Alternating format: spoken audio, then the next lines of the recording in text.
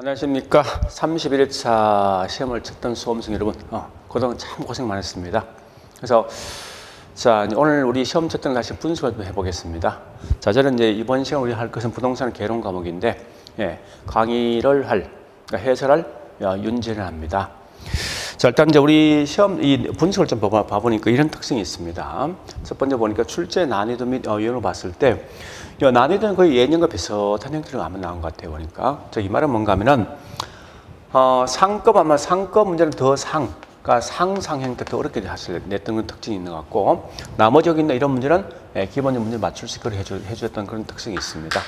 그래서, 그중 계산 문제 항상 문제인데, 이게 계산 문제 보니까 매년, 거의 9개에서 10개 나오는데, 그 중에서 이번 term 대부분 계산 문제 거의 다, 난이도가 중상 또는 상급식에 포함되어진 문제 상당히 많았다고 판단되어집니다.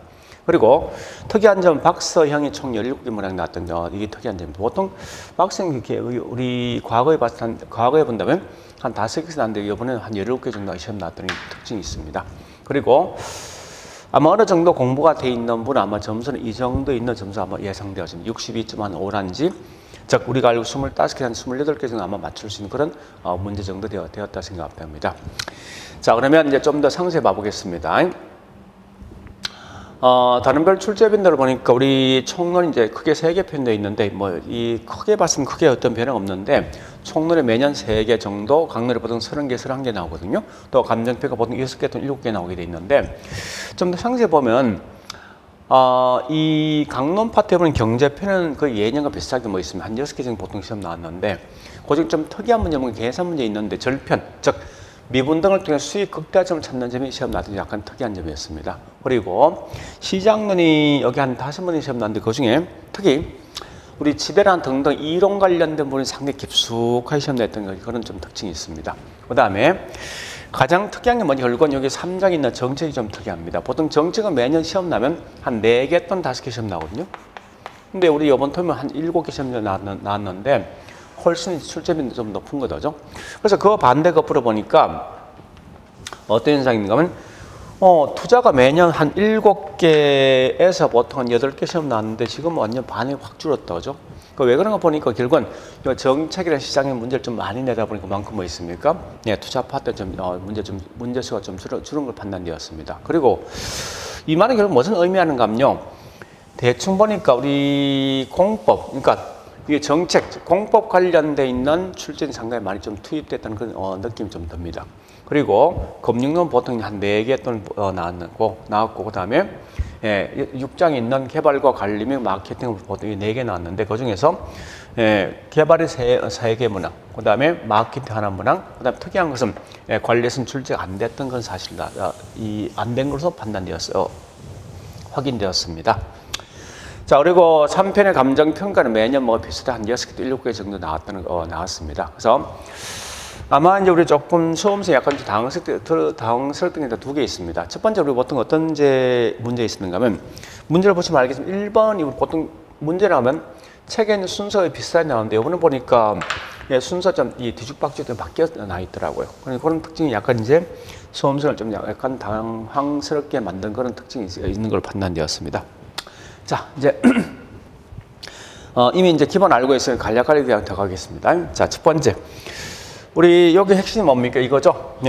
전체 토지 소유자에게 배분한다. 배분이 뭐지? 벌써 뭡니까? 다른 말로 이건 환지 방식이죠. 그래서 환지 방식 묻는 거였고, 당연히 이거 뭐 있습니까? 신개발 방식 아닙니까? 그죠? 그래서 답은 현재 보니까 5번이 답이 되겠네요. 자, 그래 보시고, 우리 재개발은 어떤 게 있습니까? 이 간단하게 나면 재개발 이런 거죠. 수복이나 보전 같은 보통 재개발이거든요. 그래서 현재 이건 환지 방식이고 신개발 방식입니다. 그래 보시고. 자, 두 번째, 한국편의산업분류상 부동산 서비스. 자, 우리 부동산 분류업상에서 부동산은 크게 3개 있죠. 그죠? 2개 있습니다. 첫 번째 뭐 있습니까? 임대 및 공급업과. 다음 뭐가 있죠? 서비스. 그래 보시면 되겠죠. 그래서 분명히 틀린답은 딱 정해져 있습니다. 이 공급업이라 이 말 나오겠죠? 여러분 틀린답 아닙니까? 그래서 현재 보니까 뭐가 있습니까? 여기 있네, 공급업이. 그래서 결국은 답은 4번이 답이 되겠네요. 잘 들어보시고. 자, 그 다음에 토지와 관련된 특성에 대한 설명 옳은 거 묻는 거죠. 자, 첫 번째 뭐 있습니까? 불안전 경쟁시장 관련된 것은 이건 부동성 또는 개별성이죠. 그럼 기업권이 포함돼야 됩니다.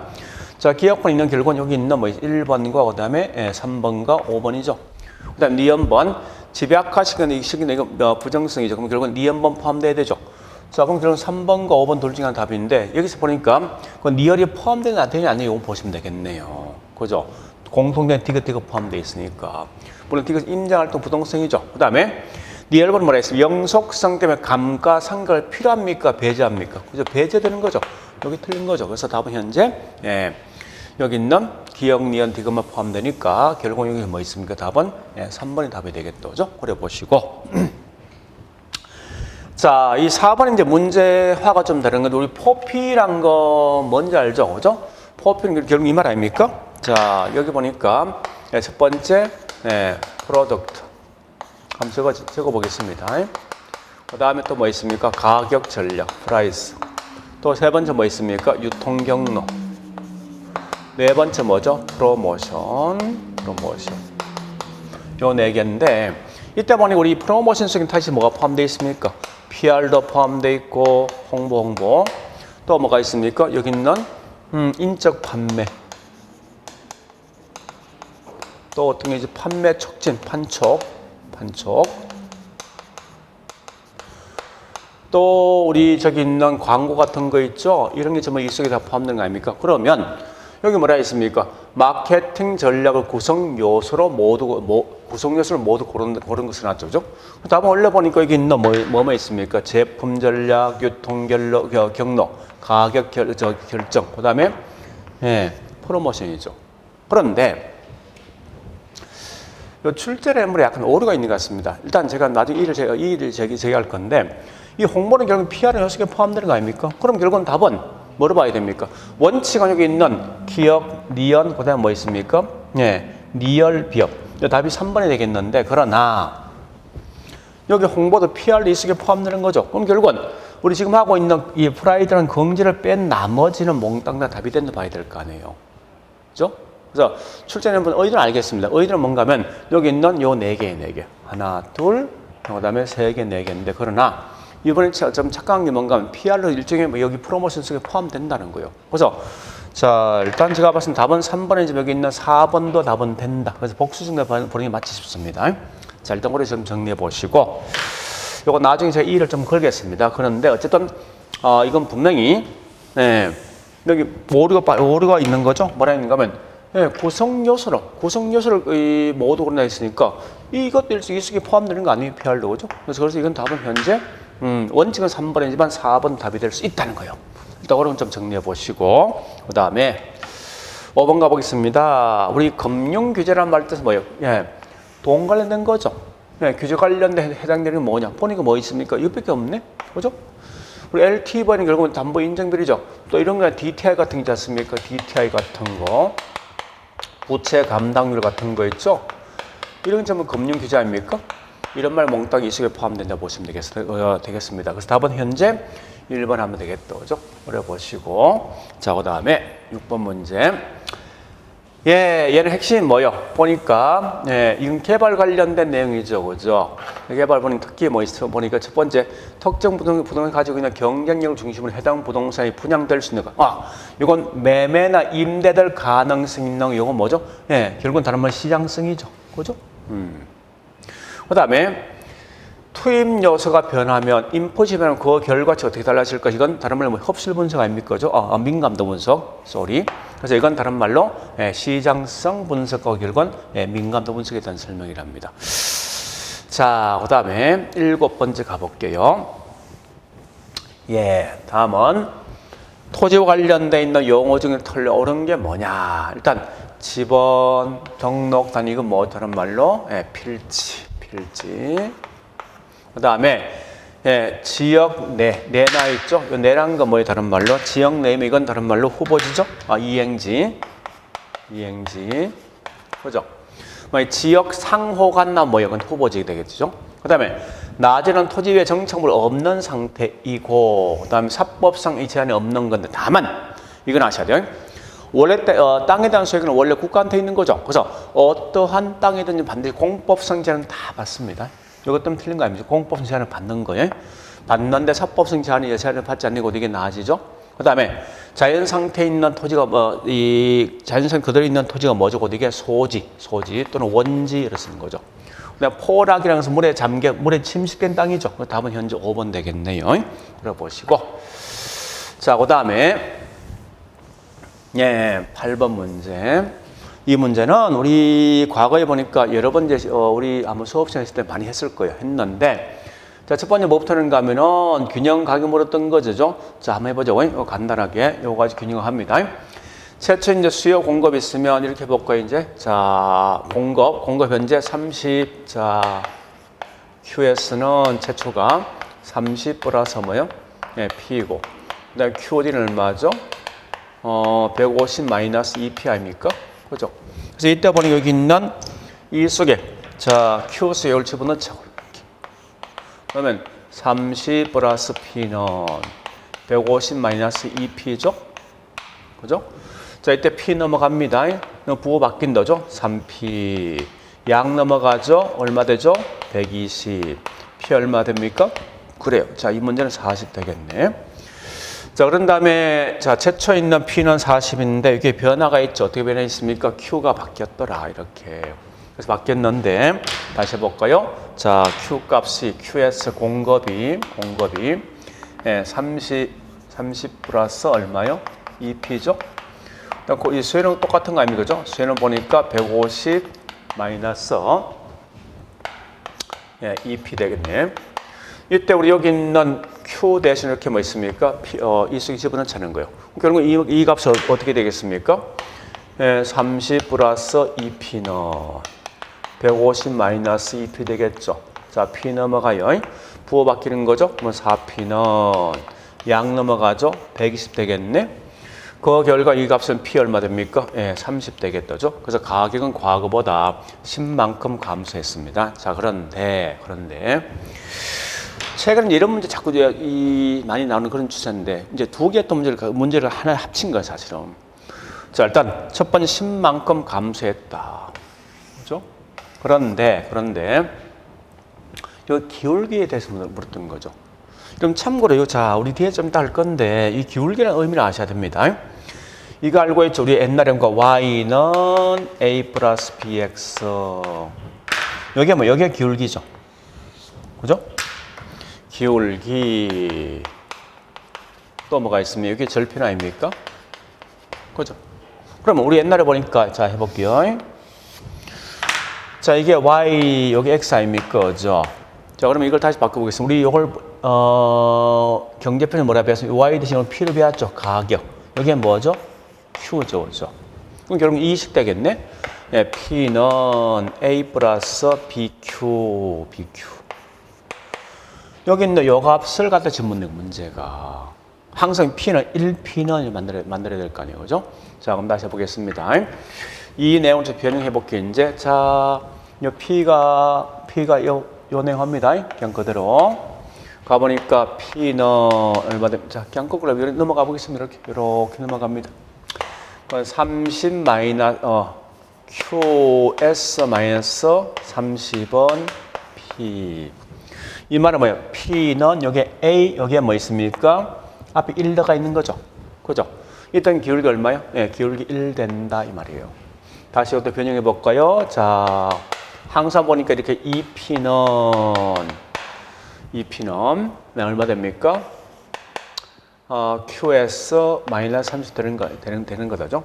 배정해 보면 항상 중량은 여기 뭐 있어요? 여기다 무조건 1P를 만들 거 아니에요. 그 전체를 2분을로 나누면 되겠죠. 이렇게 2분을로 나누면 자, 이거 얼마 됩니까?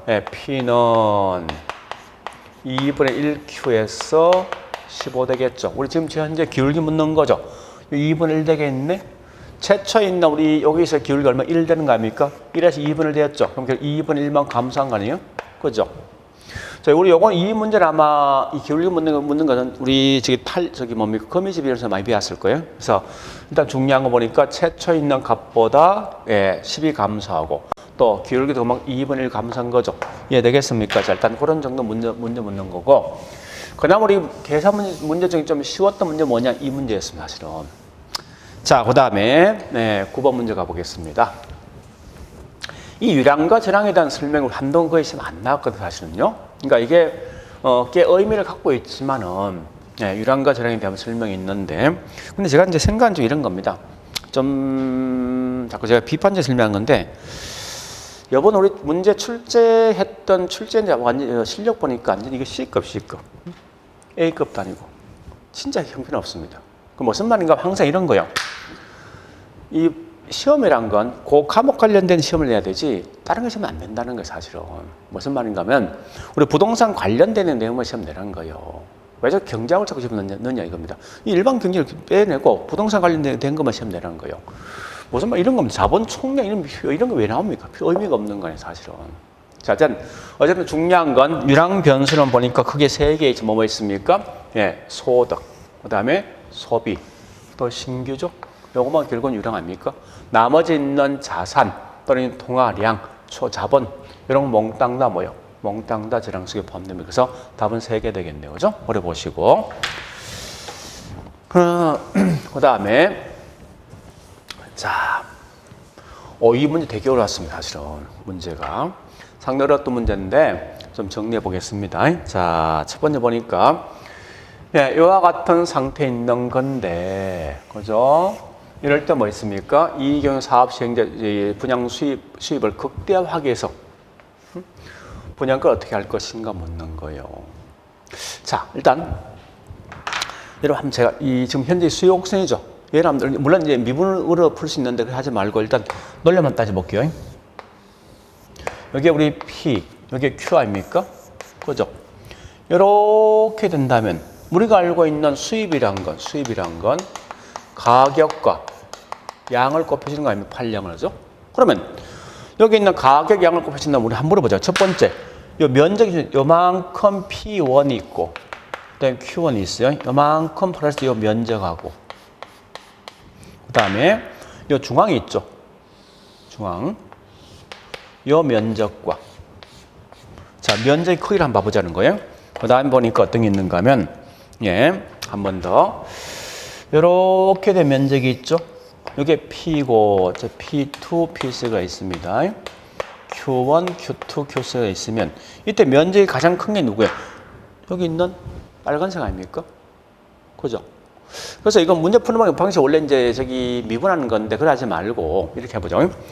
이 단위 탄력, 이 단위 탄력 찍을 때 가장 이 면적이 가장 크다고 사실은. 그 면적이 큰 만큼 이게 뭐야? 우리 가격과 양 곱해주면 결국은 이 수입, 총수입이죠. 수입이 제일 크다고. 자, 이렇게 문제 푸는 게 빨리 푼다면. 그래서 지금 제가 정석대 풀지 않고 그냥 이렇게 야매를 풀 거예요. 푸는데, 그러면 항상 뭐든지 P는 뭐 A 플러스 이렇게 BX 이렇게만 항상 만들어낸다고. 그래서 여기서 중요한 건 여기 있는 절편값이 중요해요. 절편이. 절편값 알면 아무나 풀 수 있거든요. 왜? 자, 일단 해보겠습니다. 여기 같이 첫 번째 이렇게 해놓고 PQ 해놓고요. 그러면 결국은 여기 있는 현재 3분의 2P를 1P를 만들어주라는 거예요. 자, 그럼 일단 해보자고. 이제 일단 P 넘어갑니다. 이렇게 넘어가고 여기 Q 넘어오자고요. 네? 일단 그래서 P 넘어가면 어떻게 됩니까?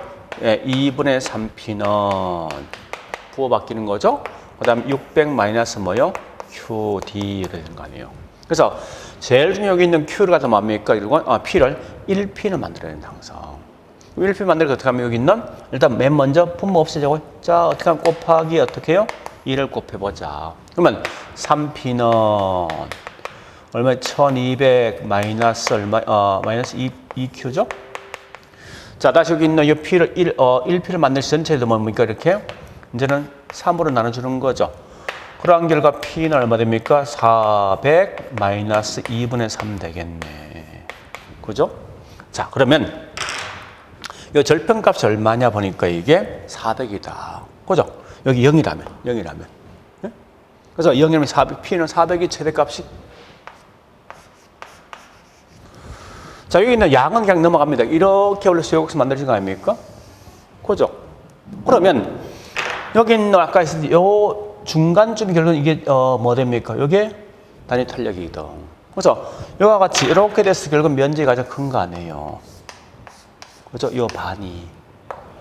그래서 요건 값이 뭐 있습니까? 그래서 반이 얼마죠? 200을 가시라고요. 원래 정확히 풀면 좀 달라지는데 이렇게 푸시라고. 가장 빨리 푸는 방식은. 자, 허려보시고.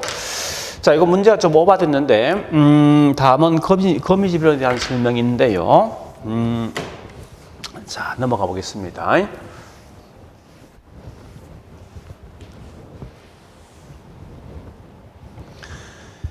예, 우리 거미집은 항상 이런 내용이 있죠. 탄력성에선.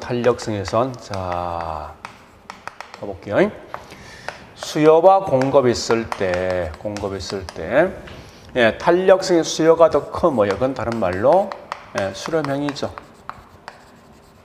반대로 뭐 있습니까? 여기 있는 공급이 더 크면 뭐 됩니까? 발산형 아닙니까? 그죠? 이래 보시고 거꾸로 우리 기울기 측면에서 어떻게 되면 기울기 측면에서 보니까 자, 이건 탄력성이고 기울기 측면에서는 예, 값이 공급이 더 크면 이거 뭐예요? 수렴형이죠. 거꾸로 뭐 있으면 수요가 더 크면 뭐 됩니까? 이건 예, 발생이 이렇게 된다고요. 따라 현재 보니까 탄력성 값은 수요가 공급보다 더 크다면 이건 뭐예요? 수렴이 될 것이고, 그죠? 거꾸로 뭐 기울기는 보니까 수요 기울기가 공급보다 더 크면 이거 뭐 됩니까? 다른 말로 발산되겠네, 그죠? 이렇게 문제를 푼다 생각하시면 될 거예요. 됐죠? 자, 일단 그렇게 문제를 푸시면 아마 쉽게 풀 수 있는 답은 현재 뭐 2번이 되겠다, 그죠? 자, 이제 문제 12번 가보겠습니다. 예, 부동산 경기 변동에 대한 설명. 이건 거의 뭐 매년 나왔던 똑같은 지문이 다시 반복된 것 같습니다. 그래서 경기 변동은 상승, 하강이 반복된다. 그 다음에 예, 부동산 경기, 일반 경기와 다른 주기와 다른 뭐 있습니까? 예, 진폭을 갖고 있으면서 불규칙, 예, 불안정, 그 다음 비반복, 비순환이죠. 답은 2번 되겠죠. 일단 오래 보시고 다음은 그냥 넘어가겠습니다. 자, 그 다음에 13번 가보겠습니다. 자, 13번은 정보시장 개입 중에 직접 개입과 그다음 간접 개입과 이용 규제가 있죠. 우리가 알고 있는 직접 개입 어떤 겁니까? 국가 직접 개입하는 가장 대표적인 방식이 어떤 게 있습니까? 공공이란지 공영 또는 토지, 은행, 토지 비축이죠. 또 수용이란지 또 뭐가 있습니까? 매수 같은 거. 또 어떤 게 있어요? 그 외에 보니까 우리 뭐 이거 꽤 많은 그런 내용이 있습니다. 사실은. 그러면 그런 거 봐보자고요. 처음에 토지 은행 요건 직접이죠. 그다음에 공영개발 공영 직접 아닙니까? 그죠? 직접. 자, 일단 기억리엔 포함되어 있어요. 기억리엔 포함되면 뭡니까? 여기 있는 두 개 있네. 그죠? 남은 일단 답이 안 될 것이고. 그러니까 우리 박스 문제 가지고 문제 풀 때 항상 이렇게 푸셔야 돼요. 문제 풀 때는. 자, 일단 중요한 거는 자, D급번은 총부지상을 D10 이거 뭐죠? 다른 말 일종의 규제.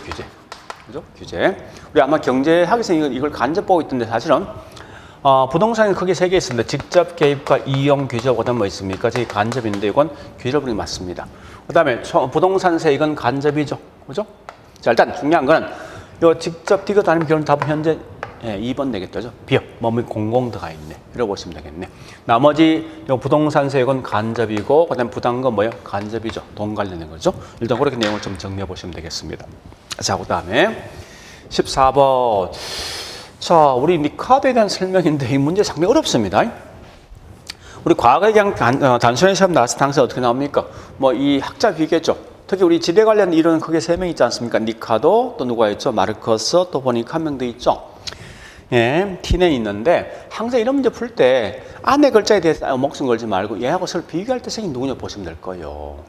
자, 일단 니카드는 가장 중요한 뭐 차이가 뭐죠? 비옥도란 말이 가장 중요한 거죠. 그죠? 생산비 이런 말 나오면 전부 다 여기 니카드 특징이고 그럼 결국은 첫 번째 보니까 여기 나 있네. 지대원은 비옥한 토지 이건 맞는 거지. 두 번째 조방적 한계 토지 이 말은 한계 진원 이 말이다. 한계 진원 지대가 발생 안 한다. 중요한 거지 이거. 그 다음에 세 번째 뭐 있습니까? 일단 그러면 기억 니언트가 있어야 돼. 기억 니언트가 있는 게 3번과 4번 두 개 하나밖에 없네. 그죠?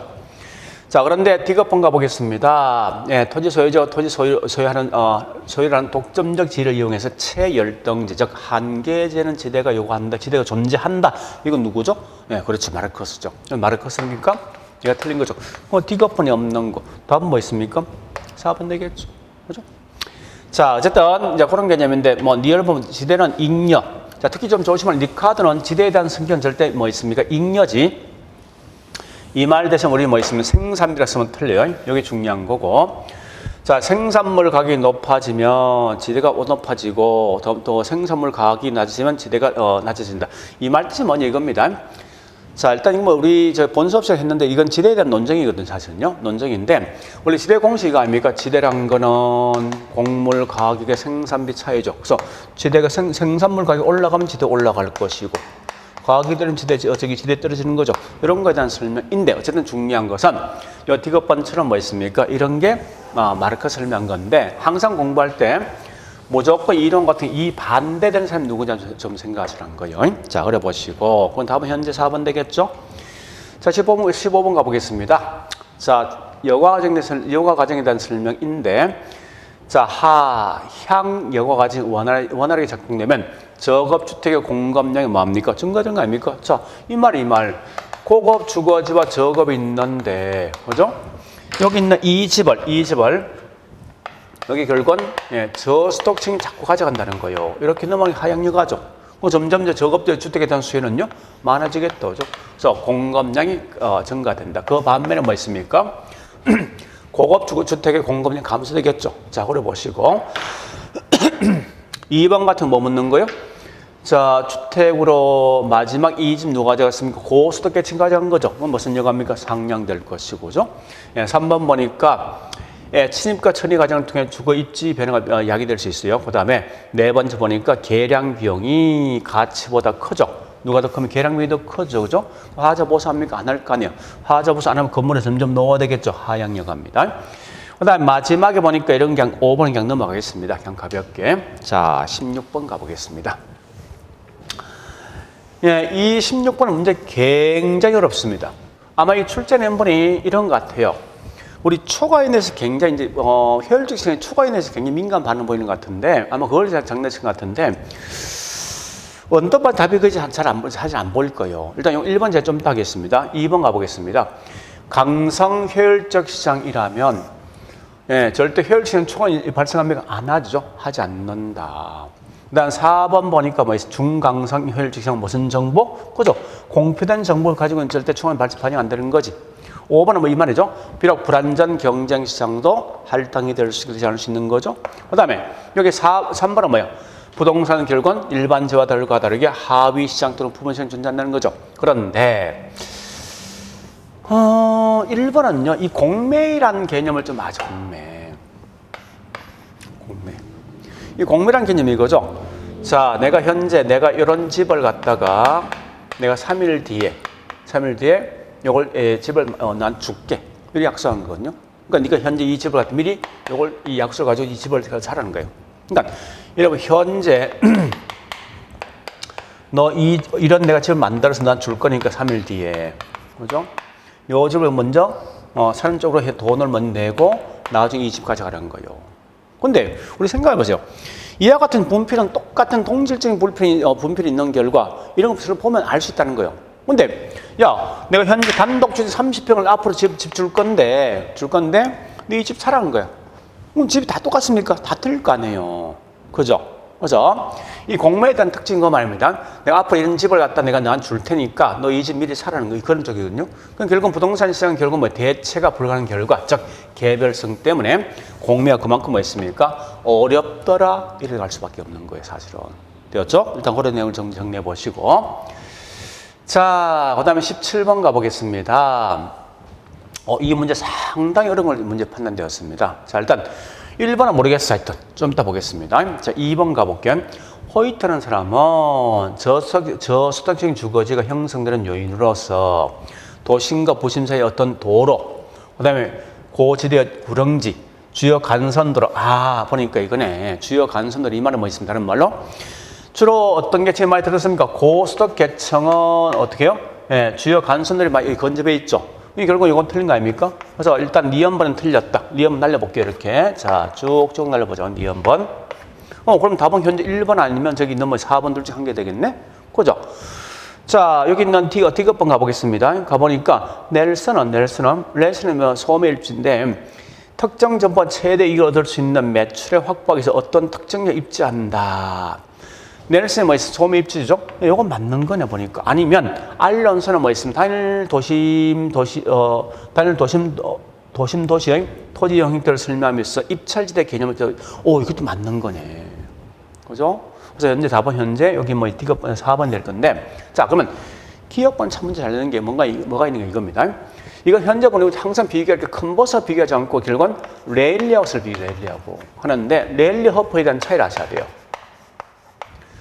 레일리는 단지 뭐 있어요? 공간적 요인만 확인한 거예요, 사실은. 공간적 요인인데 이걸 좀 더 수정 반응이 누굽니까? 컨버서 아닙니까? 결국은 그놈이야. 여기 문제 핵심이 이겁니다. 뭐가 핵심이에요? 효용적인 측면인 비공간 요인도 포함한 게 누구냐? 곧 이게 허퍼. 응? 그래서 허퍼는 결국 뭐 있으면 우리 옵션을 보니까 여기 있는 거리, 매장 규모뿐만 아니라 거기 있는 뭐 있으면 나머지 상권수 등등 다 고려했거든요. 그래서 여기 있는 효용적인 비공간 요인도 고려했다. 이것 때문에 이건 허퍼에 대한 설명이라는 거예요. 결국은 기업권 틀린 거죠. 그래서 기업권 틀렸고 니은 틀리면 결국은 나머지 뭐 이해를 가시면 되겠다. 답을 한다. 그죠? 일단 이렇게 문제 푸시면 되는데 아마 이 문제는 좀 많이 헷갈리는데 그건 참 다행인 게 뭔가 하면 이거예요. 좋다. 일단 니은번 틀렸다. 니은번 제거해보니 결국 뭐 있으면 1번과 그 다음에 4번인데 요와 같은 니을번 알고 있어 답은 현재 뭐 있으면 4번이 알 수 있을 것 같아요. 그래서 이건 문제가 오히려 어렵게 느껴진 문제지만 답은 찾긴 더 쉬울 수도 사실 있다는 거예요, 사실은. 그러니까 우리 항상 문제 풀 때는 빡센 문제는 제일 중요한 게 밑에 있는 답과 같이 움직이시라고. 예? 아마 그러면 좀 더 쉽게 갈 수 있을 겁니다. 자, 그 다음에 18번 문제가 보겠습니다. 자, 여기 시장, 우리 자꾸 주택시장에 보니까 우리 참 이런 건 제가 좀 뭐라 말하기 뭐하는데 이 출제 냈던 교수였던 실력이 참 의심스럽습니다. 이런 건 사실 시험 내면 안 되거든요. 차별화, 우리가 알고 있는 차별화라든지 이런 걸 시험 내는데 이런 한쪽 규칙이 있는, 즉 20년 전에 우리 부동산 시장 마케팅을 잘 몰랐을 때 시험을 자꾸 냈었다고요. 그때는 이제 책이 떴었는데 지금 이거 시험 내면 안 된다고 사실은. 그래서 그런 건데 그래서 제가 아까 설명할 때 우리 이번 출제인데 거의 실력이 C급 교수밖에 안 된다는 거예요, 사실은 출제인들이. 자, 중요한 건 뭐야? 세분화란 말 들으면 시장 세분 들어봤죠? 우리 포피에서, 즉 우리 마케팅에서, STP에서. S가 뭐 세그멘테이션 아닙니까? 세그멘테이션 뭔데? 시장을 쪼갠다, 나눈다, 구분한다 이거죠. 어떻게 나눕니까? 동질적 성격을 갖고 있는 시장을 구분한다 이 말 뜻이죠. 그래서 봐보니까 현재 이건 필요 없는 거고, 예, 여기 나와 있네. 예, 일정 기준에서 주택 소유자를 보다 동질적인 소집 또는 뭐 있습니까? 구분한다. 이게 뭐예요? 세그멘테이션 아닙니까? 세그멘테이션에서 이건 답이 3번 되겠네요. 자, 나머지 이런 건 뭐 말이 안 되는 것 같고, 그죠? 예, 쭉 넘어가시면 되겠습니다. 요거 반대로 우리 차별화 시장이 있는데 그런 건 하지 마세요. 진짜 문제 낸 사람이 실력이 좀 의심스럽습니다. 제 개인적으로 봤을 때. 자, 그 다음. 네, 이 문제 굉장히 쉬운 거죠. 수요 감소시키는 요인, 감소 물었습니다. 자, 금리가 하락하면 수요 뭐야? 증가하고. 인구 감소는 수요 감소죠.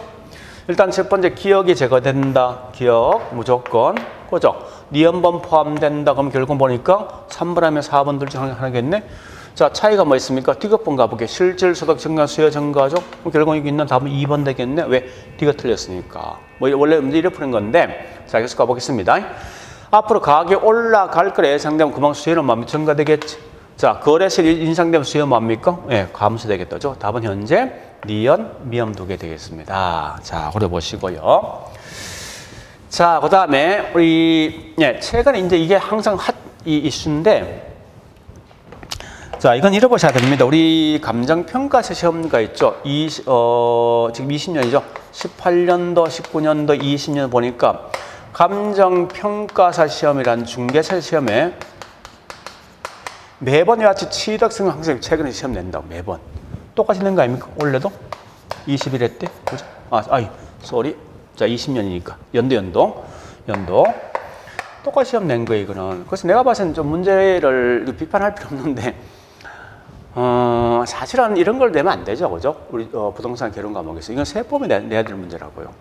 왜냐면은, 우리 개론 과목에서 뭐 있으면 이런 거 시험 냈을 때 조식이 적은 이걸 왜 세금 등을 부과해서 차등 과세를 부과할까 이런 거에 대한 설명이 중요하거든요, 사실은. 자, 어쨌든 아마 앞으로 이런 트렌드가 계속 나올 거라 예상됩니다. 그럼 한번 제가 적어보겠습니다. 우리 집을 살 때 취득이 있죠? 그다음 운영, 그다음 뭐 있습니까? 처분이 있는 거 아니에요? 그럼 이때 보니까 국세하고 그다음에 지방세를 좀 구분해 둘라는 거예요. 지방세를 갖다가. 그죠? 자, 우리 국세 취득 관련된 세금 우리 정려세란지 이런 거죠. 상속세 같은 거. 그다음에 지방세 뭐 있습니까? 보니까 취득세, 취득록세. 그죠? 이런 게 전부 뭐 있습니까? 이게 지방세고. 운영 관련 세금 중에 뭐 어떤 게 있습니까? 첫 번째 종부세. 종부세는 결국 무슨 세? 국세. 그다음에 재산세는 무슨 세? 그죠? 지방세. 처분 관련 세금 중에 뭐가 있습니까? 양도소득세는 무슨 세? 그렇죠, 그죠? 국세. 이와 같은 차이를 묻는 거 문제에서. 그러면 가볼게요, 이제. 자, 취득세 가면 그만 부동산 거래 활성화할 수 있죠. 그다음에 정려세는 무슨 세입니까? 정려는 국세이면서 그런 취득 단계에서 부과되는 세금 아닙니까, 그죠? 양도세를 그만 강화시키면 그러면 양도에 대한 부담을 느낀 결국은 집을 안 내놓겠죠. 그런 결과 공급이 그만큼 뭐 있습니까? 동결 효과가 있다고. 자, 그러면서 네 번째 종부세는 보니까 이건 국세이면서 무슨 세입니까? 보유 단계에 있는 세금이죠. 자, 마지막에 여기 있는 재산세란 건 지방세인데 무슨 세? 운영 관련된, 즉 보유 관련 세금입니까? 운영 또는 보유 관련 세금 보시면 되겠어요. 그래서 요거 때문에 틀린 거죠. 그래 보시고. 자, 그다음에 21번요. 자, 이거 물었더니 뭘 물었냐? 첫 번째, 금융 지원 정책은 자, 금융 돈이죠. 간접 개입이다. 그다음에 주택 정책은 주거 안정을 보장해 준다는 측면에서 복지적 기능을 수행하기도 하죠. 그다음에 여기 있는 PIR 또 뭐 있습니까? RIR 이게 뭔가 결국은 요 P라는 건 프라이스거든요. 그다음에 인컴 요 말이죠. 레이트. 그래서 이건 뭔가 하면 소득 대비 주택 가격 비율을 하고요. 얘는 뭐 있습니까? 렌트. 요건 인컴이죠.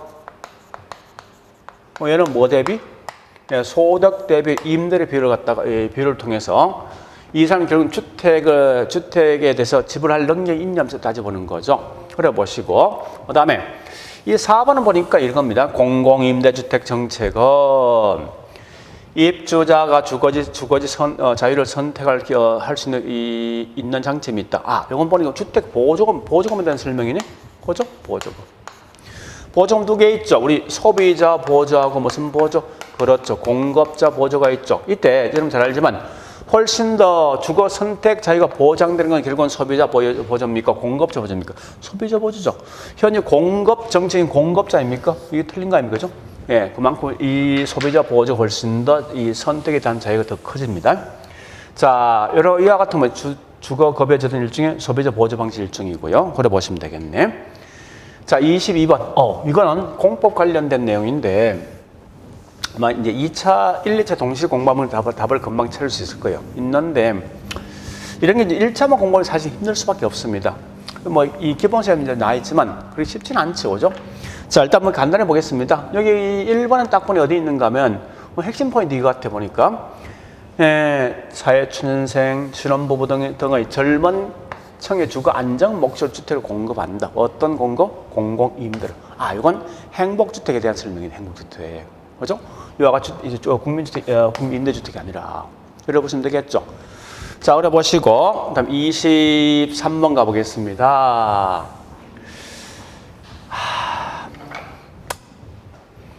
많이 좀 당황스러운 그런 문제 아닙니까? 문제가. 그죠? 그래서 저도 이제 이렇게까지 시험을 내야 되겠냐라는 데서 좀 생각이 좀 들긴 듭니다. 그러니까 진짜 문제 있는 출제는 아닙니까? 하여튼 제가 최대한 뭐 있습니까? 고급스러운 표현을 썼습니다. 진짜 이건 문제 좀 표현상으로 지랄 같죠? 일단 봐볼게요. 우리 공인 요건 제가 원래 없는 거예요. 자, 자산 유동화 제도는 이건 우리 IMF 이제 발생했죠. 1998년도죠. 그때 나온 거예요. 공인중개세 제도가 1984년 나온 거고, 금융실명제로 우리가 알고 있는 김영삼 대통령 때 나온 거죠. 그죠? 95년도. 부동산 거래 신고제는 2017년입니다. 그래서 이런 건데, 이거 쉽지는 좀 않을 것 같아요, 저 봐서는. 그러니까 대충, 그러니까 이제 연식이 좀 표현이 이상한데 연세가 좀 있는 분들은 대충 감을 잡을 수 있거든요. 무슨 말이건 이건 옛날에 우리 김영삼 정부 했던 거 알겠어. 이건 IMF거든요. 그럼 여기 더 빠른 거 아니에요? 왜? 김영삼 정부 그다음 뭐 있으면 김대중 정부죠? 이때 IMF를 발생했으니까, 그죠? 얘보다 여기 좀 더 빠르겠네, 그죠? 이게 공인중개사가 제일 빠를 것 같아 보니까. 그래서 이렇게 문제 답을 찾는 건데, 글쎄 이런 거 앞으로 낸다는 좀 약간 좀 수치스럽죠. 제가 봐서는 이 출제에 내가 이런 문제 출제했다 말하면 조금 할 것 같아 이거 진짜. 자, 어쨌든 답은 이런 순서입니다. 자, 그래 보시고 24번 이건 우리 거의 최근에 매년 나왔던 문제예요. 이걸 거꾸로 공부하셔야 되죠. 현행 우리나라 제에서 시행하고 있지 않는 게 뭐냐? 우리 크게 두 개 있죠. 뭐뭐 있습니까? 첫 번째 보니까 택지 소유 상한제, 그죠? 또 뭐가 상한제, 또 어떤 게 있습니까? 토지 초과 이득세, 토초세, 또 자 이런 거 있죠? 공한지세 같은 거. 앞으로 계속 시험 나올 겁니다. 그 외에 또 뭔가 종합 토지세 같은 거. 이와 같은 우리 과거에 시행돼서 이게 다 폐지됐거든요. 그래서 이거 거꾸로 문제 푸셔야 돼요. 이런 거는 현재 시행하고 있지 않더라. 그래서 결국 시행하고 있지 않는 거, 요거 날라가. 니은 있으면 틀려요. 자, 니은이 요거 틀렸고, 니얼번 틀린 거죠? 니은. 그럼 답은 1번 되겠네. 그래서 이렇게 문제 푸는 거예요, 문제 풀 때. 자, 일단 그렇게 내용을 좀 정리해 보시고요. 자, 그 다음에 이건 거의 매년 나왔던 문제죠. 자, 이건 이제 영어 약자 구하는 겁니다. 자, 첫 번째 뭐 어디 가야 됩니까? 네, 제일 먼저 중공이 뭐죠? 트랜스퍼. 그 다음에 중공이 아니죠? 빌더. 쏘리. 그 다음에 기속된다. 이게 기속 트랜스퍼입니까? 네. 그 다음에 쭉가 뭐 있습니까? 지자체 등의 협축에서 자, 운영권. 네, 운영권 이게 오퍼레이터죠. 그 다음에 여기 있는 뭐 있습니까? 임차가 뭐죠? 이건 리스죠. 그럼 결국은 BTOL인데 항상 시험 날 때 O와 L이 같이 나면 무조건 O는 제거된다 해서 BTL을 문제 푸는 거예요. 풀 때예요. 알겠죠? 자, 일단 그렇게 문제를 푸시고요. 그 다음 26번 가보겠습니다. 자, 이건 우리 자본 환원율, 즉 우리가 알고 있는 감정평가에서 수익 환원법에 대한 공식인데, 그럼 참고로 수익 환원 공식 뭔지 알죠? 그죠? 자, 수익 환원법은 가격이란 것은 환원율. 앞으로 특별한 말씀 안 하면 그냥 환원율 씁니다. 그냥 자본 대신에. 네, 분의 순영업소득이죠? 순영업소득. 이렇게 문제 보시면 돼요. 일단 자본 환원을 쓰면 무조건 이건 수익 환원법 문제 생각하시면 되겠습니다. 자, 이때 요 공식을 먼저 보시면서 이때 자, 우리 환원율 길쭉이 그죠? 네, 자본 수익률 플러스 자본 회수율인데, 자, 중요한 거는 이 자본 수익 시장 금리를 결국 뭔지 압니까? 시장 금리란 말로 이게 네, 자본의 기업에 반영함으로 자본 시장 금리가 상승하면 여기 있는 환원 같이 올라가죠. 자, 자본 여기 시장 금리 이거거든요. 올라오면 환원 올라가는 거죠. 그죠? 이거 묻는 거예요. 자, 일단 기억 포함돼야 돼요. 자, 두 번째 부동산 자산이 창출된 순영업 소득에 해당 순영업 소득에 여기에다 뭐 있습니까? 가격을 곱한 값이 곱하면 나옵니까? 아니면 나누면 나옵니까? 그죠? 요건 아니야. 나눈 값이 나눈 값. 그죠? 자, 일단 니은번 날라갑니다. 무조건 니은번 날라간다. 오, 답은 결국 뭐 있습니까? 보니까 2번밖에 없네. 그죠? 자, 3번. 자산 가격이 올라가면 투자 기대 수익, 자산 가격이 상승에 대한 투자 기대 수익이 반영된 게 있고, 이게 다른 말로 자본 수익률이죠. 그 다음에 니얼번요. 예, 자본 환원율. 요 값이 올라가면 부동산 가격도 부동산 가격이 뭐죠? 떨어지겠다, 그죠? 예, 이거 틀린 거죠. 그 다음에 위험이 커지면, 자, 자본 여기 위험이 있거든요. 그래서 위험이 커지면 결국 뭐 있습니까? 자본 환원율도 커지는 거죠. 예, 이렇게 묻는 건데. 자, 이건 우리가 수익환원법에 있는 내용 가지고 묻는 거였어요. 수익환원법 항상 환원율 나면 제일 중요한 거 수익환원법 생각하시면 되겠어요. 수익환원법 공식이 뭐죠? 네, 환원율 분의 순영업소득입니다. 그거만 기억하시면 되겠네요. 자, 그 다음에 27번. 요거는 우리 수익성 지수 묻는 거죠. 그럼 참고로 수익성 지수 공식이 뭐예요? PI는 현금 유출의 현가분의 현금 유입의 현가를 놔도 이렇게 뭐 있습니까? 나눠주는 거 아닙니까? 그죠? 자, 일단 재밌는 건 뭐가 있는가 하면 현금 유출은 유입의 80% 되어진다. 우리 빨리 푸는 분은 사실 요속이 다 벌써 답이 있거든요. 자, 그런데 일단 그건 제가 좀 이따 설명하겠습니다. 결국은 벌써 뭐예요? 여기 80이라는 유출이 0.8이고 여기가 뭐 있으면 1 된다면 이건 벌써 이게 답이 1.25가 나오게 되어 있습니다. 자, 그런데 이를 하지 말고 원칙대로 제가 풀어보겠습니다. 자, 첫 번째 보니까 이 말 아닙니까? 1년차 현금 유입이 1,000만 원, 2년차 현금 1,200이죠. 근데 이 말이에요. 자, 1년차에, 2년차에 보니까 1,000만 원, 1,200 나 있죠? 현금 유입할 때 반드시 여기 있는 이 값 현저하게 끌고 가야 된다죠? 와서 이 값 다 돼야 된다고. 그죠? 그럼 결국 보니까 뭐 있습니까? 이걸 일시불 현가, 일시불 현가 계수 공식이 뭐죠? 1 플러스 i의 n 성분이 되는 거 아닙니까? 그죠? 자, 해보죠. 첫 번째 여기 있는 요 값 현저하게 끌고 올 때 1 플러스 0.1에 벌써 일시불 현가 벌써 나와 있네 보니까. 그죠? 그럼 결국 이 말은 뭐 있습니까? 1000 곱하기 0.9 하면은 요거만은 950 되겠죠. 그죠? 또 한 야채 뭐 있습니까? 2년 후에 1200을 현재까지 끌고 오면은 1200에 얼마요? 0.90 하면 되겠죠. 그죠? 자, 이 값은 1080 되는 거 아닙니까? 그죠? 1080만 원. 요거 두 개 더한 게 뭐예요? 현금 유입이죠. 그 현금 유입에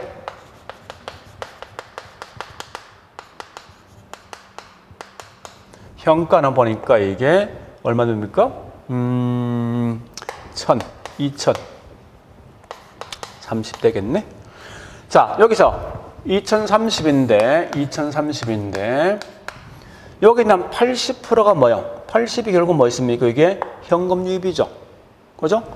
자, 이걸 계산하면은 여기 뭐 있습니까? 이거 만약에 1200에 2030에 80%입니다. 그럼 유출의 현가 나올 거 아니에요. 이렇게 하면 결국 이 값이 뭐 있습니까? 이렇게 1.25 나오게 돼 있습니다. 자, 그런 건데, 요건 문제는 우리 아마, 눈치 빠른 분은요, 결국은 이 공식 속에 벌써 답이 있다는 거예요. 왜냐면 공식이 벌써, 여기 우리 수익성 지수 공식이 뭡니까? 네, 유출분의 뭐요? 유입 아닙니까? 여기 1 더하기 80분의 0.8하면 이게 1.25가 나오게 돼 있습니다, 원래. 이거 벌써 이거 가지고 답을 찾아보라는 거 벌써. 그렇게 눈에 보이는 그런 행동인데, 원래 정식으로 풀면 이렇게 풀어야 됩니다, 문제에서. 자, 풀어보시고. 예. 28번은 뭘 묻는 거면 자본 수익률을, 자기 자본 수익. 자, 자기 자본 수익률을 상승시키는 전략이 틀린 거. 그 지분 수익 올릴 목적이죠. 자, 첫 번째, 공실이 최소화될 만큼 수익이 올라가겠죠. 또 자산가치 극대화시키면 그만큼 자본수익이 올라갑니다. 그 다음에 세금 감면 등 하면 그만큼 수익이 올라가겠죠. 왜? 나한테는 수익이 더 클 거니까. 네 번 효율적인 시설 관리 통해서 운영 경비를 절감시키면 그만큼 수익이 증가되겠죠. 그런데 이 5번을 보니까 저당 수익률이 총 자본 수익이 더 크면은 이거 무슨 지렛대? 그렇죠. 부의 지렛대. 그죠? 자, 이런 부의 지렛대일 때 타인의 돈, 부채비율이 많아지면은 자기 자본 수익은 지분 수익은 더 커집니까? 작아집니까? 더 작아지는 거 아니에요. 그죠? 이 문제는 결국은 나름 참머리 좀 많이 쓴 거예요, 문제가. 많이 썼는데 어쨌든 참 괜찮은 문제였습니다. 답은 좀 쉬웠지만 자, 어쨌든 이런 문제는 앞으로 계속 나올 그런 가망성이 분명히 있다는 거예요. 그래서 이런 거 좀 정리해 놓으시고요. 자, 그 다음에 29번.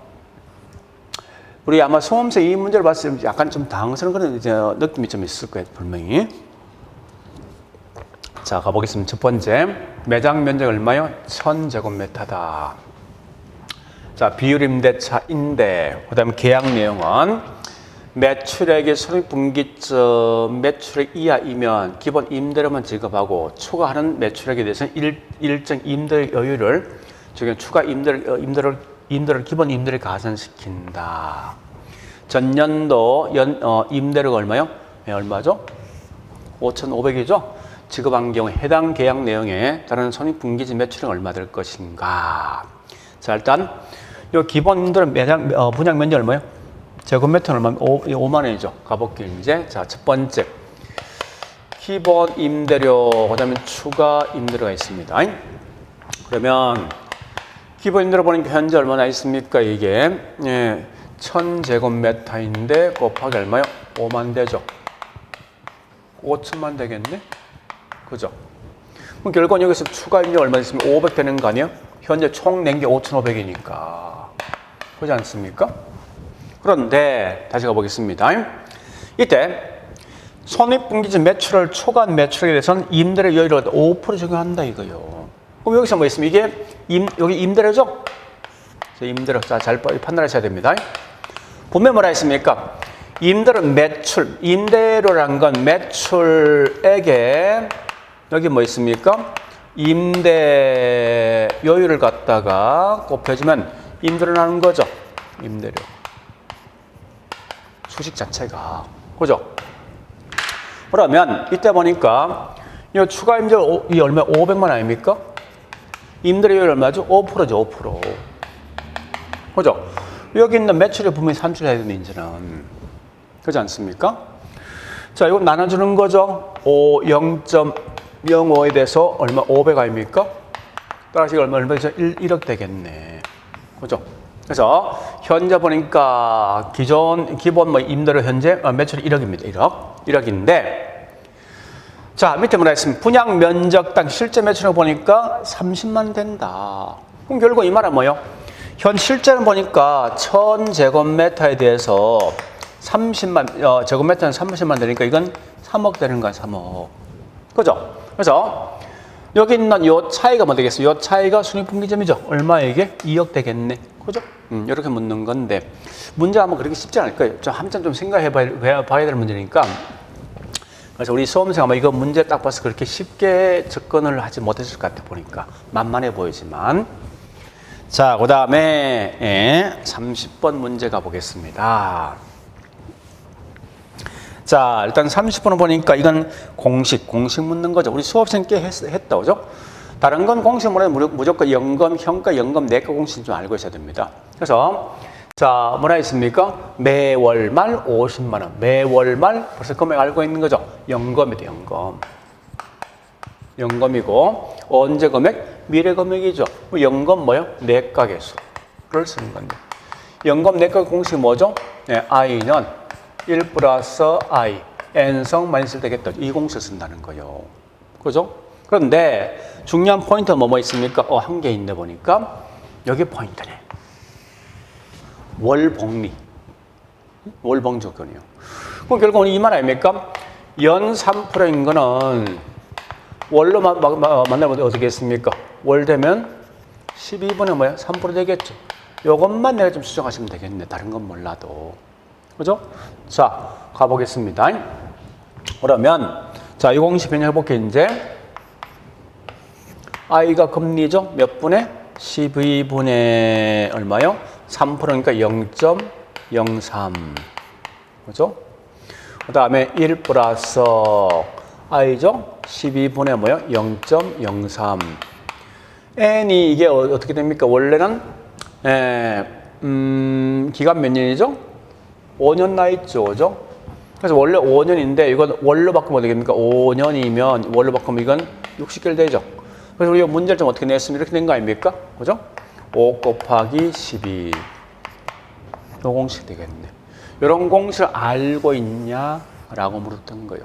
그래서 이건 어느 정도 예측이 되었던 문제, 다만 좀 조심할 게 뭔가 하면, 연금에 대한 공식 이미 알고 있지만 월복리란 말과 그다음 저기 뭐 있습니까? 연이란 말 좀 구분해서 문제를 좀 풀어돌라 이런 의미가 사실 내포되어 있는 그런 문제입니다.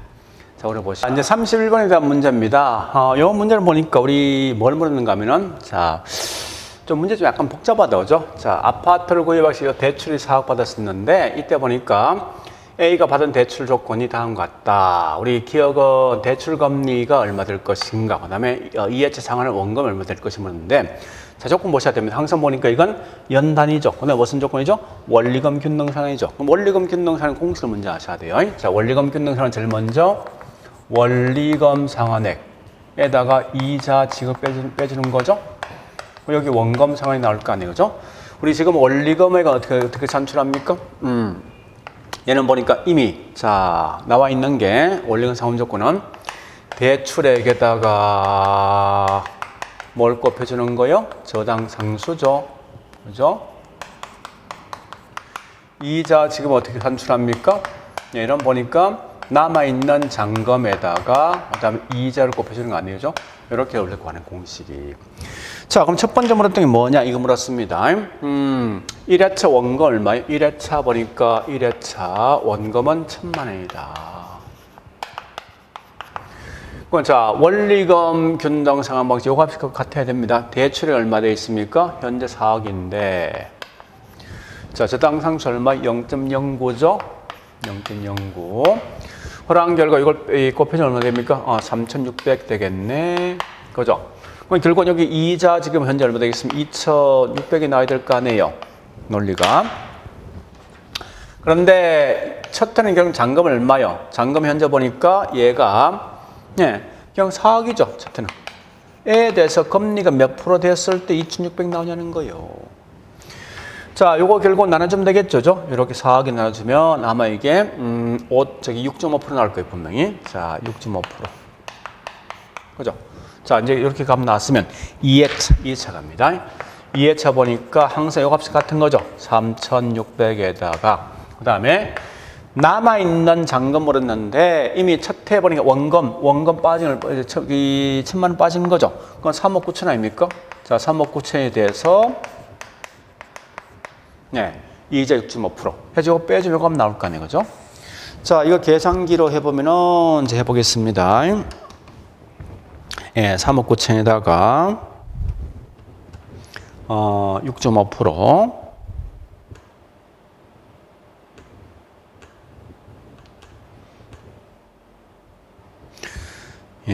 하면은 요 값이 뭐 있습니다. 나와 있는 게 얼마 돼 있는가 하면은 이자 지급액이 2,535죠? 그죠?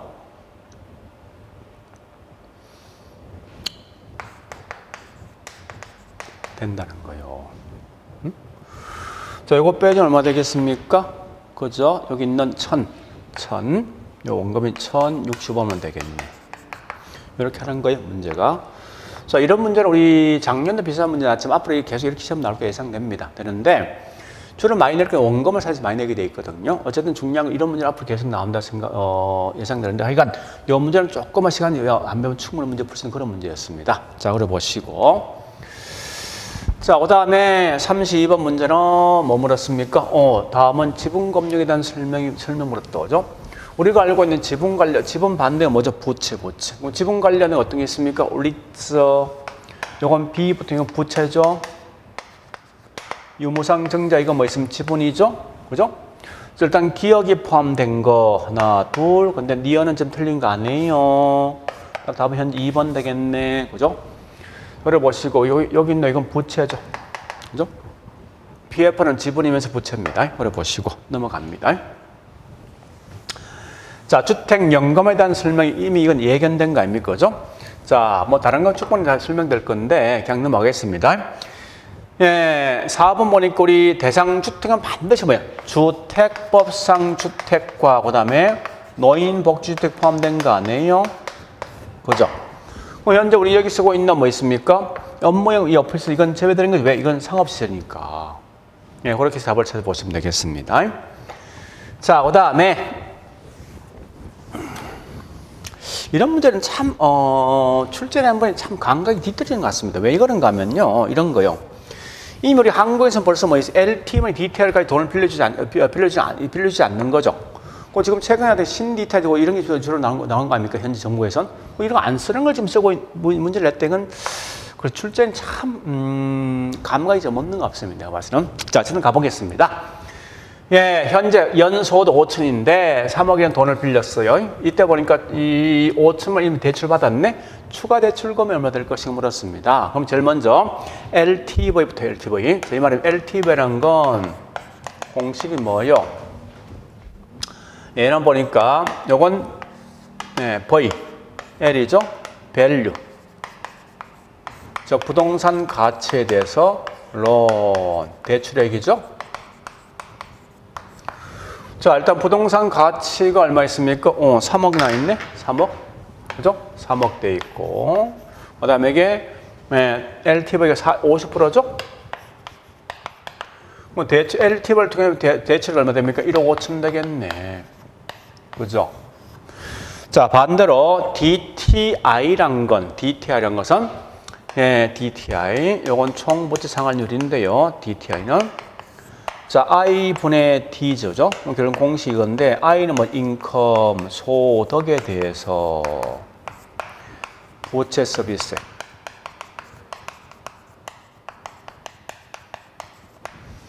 그럼 참고로 부채 서비스액은요. 자, 일단 이렇게 해서 가보겠습니다. 자, 첫 번째 보니까 여기 있는 뭐 있습니까? DTI 현재 얼마예요? 40%. 소득이 얼마죠? 연수도 5천이죠? 5천. 여기까지 모르는 거죠? 그럼 부채 서비스 얼마 됩니까? 2천 되는 거 아니에요? 2천? 자, 우리가 알고 있는 부채 서비스액은 부채 서비스액에 대한 공식은 대출액에다가 저당 상수를 곱해주는 거 아닙니까? 그죠? 자, 부채 서비스 얼마면 현재 2천 돼 있더라. 2천.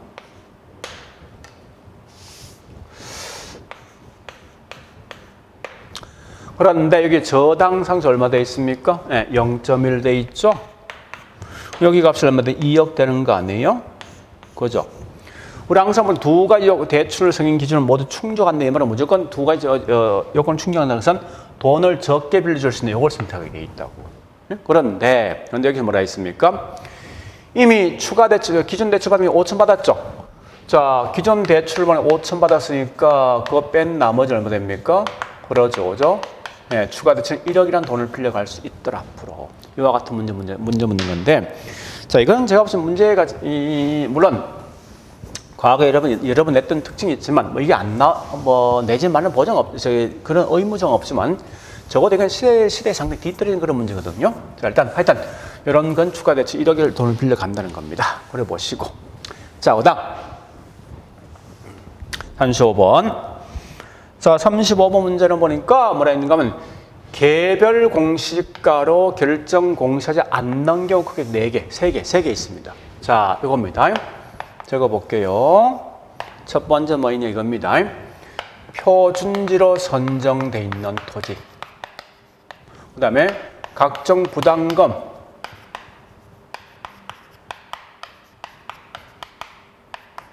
부과 대상이 아닌 것. 세 번째 뭐 있습니까? 과세. 과세 대상이 아닌 거는 요건 개별 공식할 필요 없는 거 아닙니까? 좀 무슨 말이에요? 우리 저는 이거 한 적이 있죠. 개별 공식을 쓰는 경우 딱 3개 있지 않습니까? 예. 부담금 부과했을 때, 과세 부과할 때, 또 국공유지 사용료 부과할 때 곧 이게 개별인데 개별 공식을 쓰게 돼 있는데 그런 이와 같은 부과 대상이 아니면 결국 뭐 있습니까? 네, 개별 공식 쓸 필요 없는 거 아니에요. 또 항상 편지로 선정된 땅은 절대 뭐 있습니까? 이미 개별을 보기 때문에 별도 개별 공식을 결정 공시하지 않습니다. 그러면 자, 표준지 선정된 거 자, 기억 포함돼야 됩니다. 기억. 그다음에 두 번 농지 자, 부담금 니은 들어오겠네. 저 차이가 뭐 니얼번 차인데 보는 게 뭐 니얼번 차이네. 그죠? 자, 그럼 결국은 이건 날라가죠? 없으니까. 자, 이거 부담금이죠. 이건 뭐 있습니까? 국세, 세금 부과 대상 아닙니까? 자, 니얼번은 뭐 이건 결국은 개별 공시가 할 수 있죠. 그리고 요 3개. 편지 선정돼 있는 땅 부담금 부과 대상이 아닌 토지, 또 국세, 즉 세금 부과 대상이 아닌 토지는 결국은 개별 공식 결정 공시할 필요 없습니다. 자, 오래 보시면 되겠네요. 예, 그다음에 36번.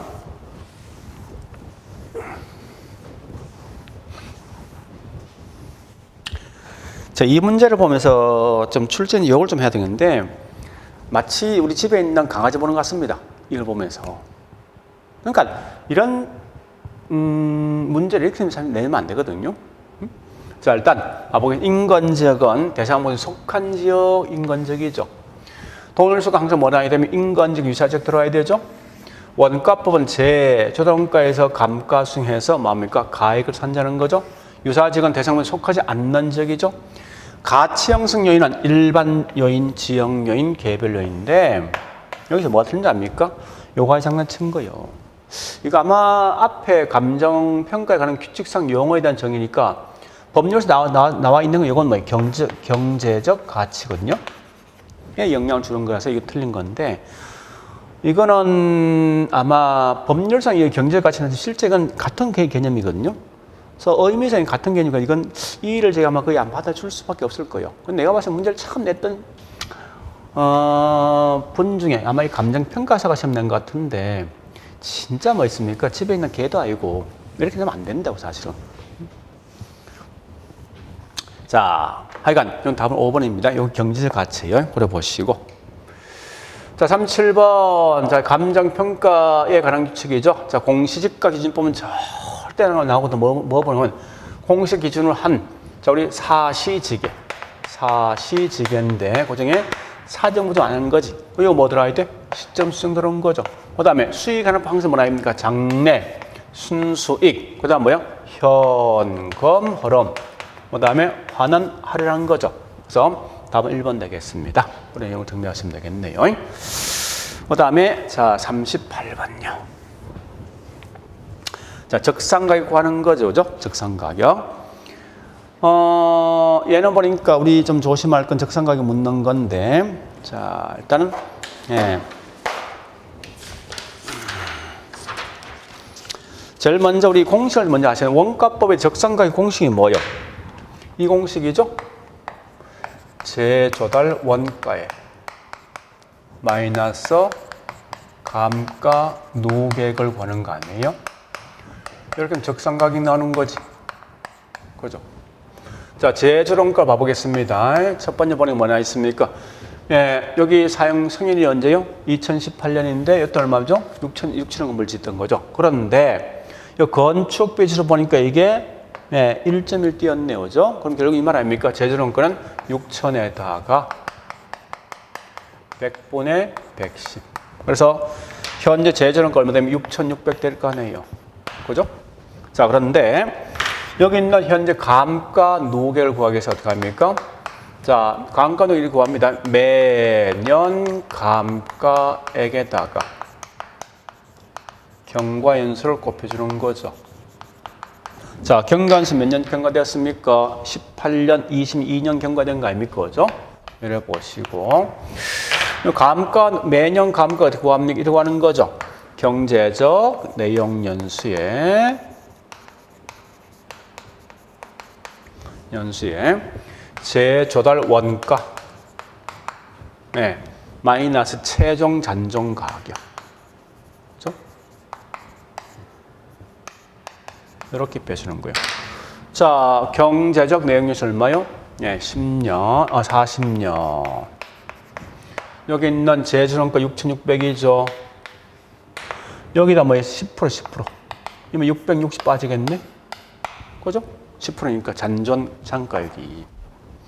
자, 이렇게 빼면은 요 값이 얼마 되는가 하면요. 자, 요걸 해보니까 요 값이, 해보니까 이게 이 값이 현재 1,400. 한번 해볼까요?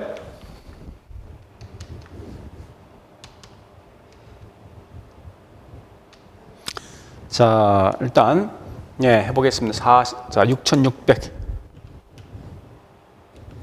마이너스 660. 여기 5,000 940 나 있죠. 여기다가 나누기 40년 1,485죠.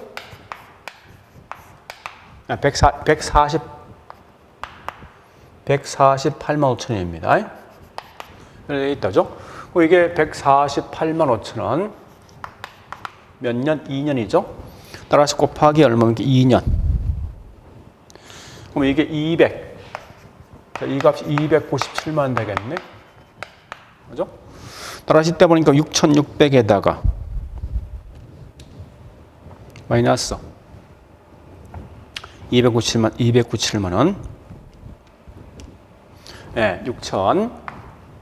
요거 6,303 나오겠네요. 그죠? 그래서 요 값이 되겠다. 그죠? 답이. 그래서 우리 계산기를 들고 왔는데 사실 이거 문제는 이제 뭐 해설하니까 문제 푸는 거지. 우리 아마 실제 시험 아마 그렇게 마음대로 손을 대기 좀 힘들 것 같아 보니까. 그죠? 자, 일단 어려 보시고요. 그다음 자. 이 거래사를 비교법 항상 이 문제 거의 단골 문제인데 자, 봐볼게 이제 뭐라 했는가 하면은 사례 대상 토지 비중 가격 물었었는데 얘는 뭐 비중 가격 물었죠. 그러면 결국은 전체 면적인데 자, 우리 대상 토지 면적 얼마예요? 110제곱미터. 120이죠. 가보겠습니다. 자, 기준은 항상 여기 사례 대상 아닙니까? 120제곱미터에서 110 되겠다. 그죠? 제곱미터 곱하기 그 다음에 거래가 얼마죠? 2억 4천 되죠. 2억 4천. 그 다음에 매매사는 정상적이고 지가 변동은 얼마입니까? 5% 상승이죠. 그럼 얘는 뭐 있습니까? 곱하기 1.05. 그 다음에 또 뭐가 있습니까? 개별련 대상 토지 매매 거래사에 비해서 3% 세죠? 곱하기 뭐요? 1.03. 이렇게 해서 값을 구하는 거예요. 해보시면 이 값 나올게요. 분명히. 한번 해보시고요. 자, 그 다음.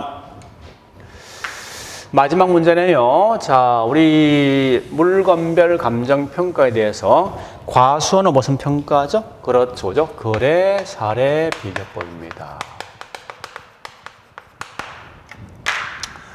답은 현재 1번 되겠습니다. 자, 일단 이렇게 이제 문제를 다 풀어봤는데 이미 이제 우리 제가 해설한 것은 이미 공부가 되어 있기 때문에 해설한 건데 간단히 끝냈습니다. 어쨌든 제가 봤을 때 우리 문제에서 원래 공부했던 분은 참 고생이 되게 많았었는데 하여간 대충 문제를 보니까 거의 한 25개 정도, 25개, 28개 정도 보통 맞출 수 있는 그런 문제였습니다. 그래서 나름 어떤 계산 문제를 빼고 나머지 이론적인 과목이 좀 쉽다 보니까 조금 쉽게 풀 수 있을 것 같은데 하여간 어쨌든 1년 동안 다시 한번 제가 말씀드리지만 1년 동안 진짜 고생했습니다. 자, 이렇게 해서 부동산을 개론 해설을 마치겠습니다. 자, 수고했습니다.